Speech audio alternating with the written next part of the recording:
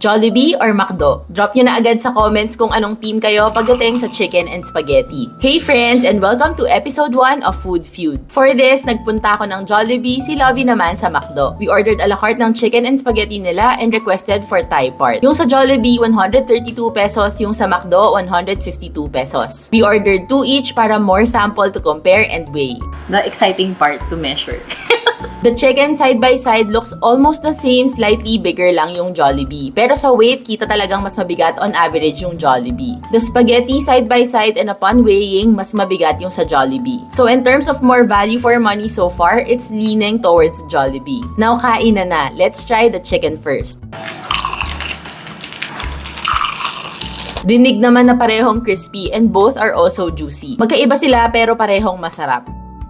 Pero mas maraming, parang mas complex yung lasa ng Jollibee. Sa McDo, parang mas malalasahan ko yung lasa ng chicken.